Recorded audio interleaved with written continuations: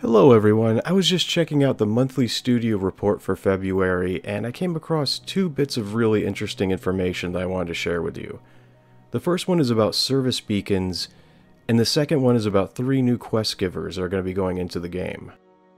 This month, ATX designers worked on a few key things. One was the service beacon, which facilitates player-generated content.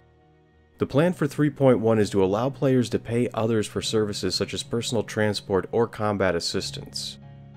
Once a contract is accepted, QT markers will be created on the contract initiator, so that the contract provider can easily get to them.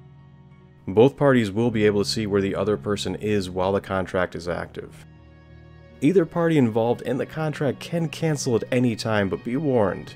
Players will be able to rate the other person where contract completion is not easily determined. For instance, when does combat assistance end? The team is close to finishing the second sprint on this feature and is currently in the scope of the Alpha 3.1 release. ATX designers are currently organizing the work involved for the next 3 mission givers. This entails prioritizing their animations and figuring out how to evolve their functionality. These mission givers exist in locations already in the game, as the object container streaming tech is added to new locations and is slated for the 3.3 release. These mission givers are Luca Brunt, who organizes races at Grimhex and collects bets on races. Sounds very interesting. Rico Battaglia, oh, va bene, who organizes much of the mining tasks that are coming and going out of Levski. Okay, sounds very shady and interesting as well. Wallace Klim is a drug chemist that has set up shop in the tunnels of Levski. The new mission givers have not been committed to a specific release, but since they populate locations already in the game, they will be released when ready. Now, I can already hear some of the comments coming. You gotta fix the characters or the quest givers that are in game right now before you add more. These are the rules. But you gotta realize the first stage in development is getting content into the game first, and then functionality and polish comes after that.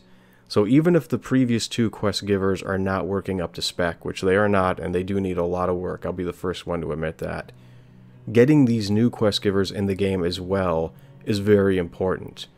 Because as they polish these characters, they're all going to be polished together.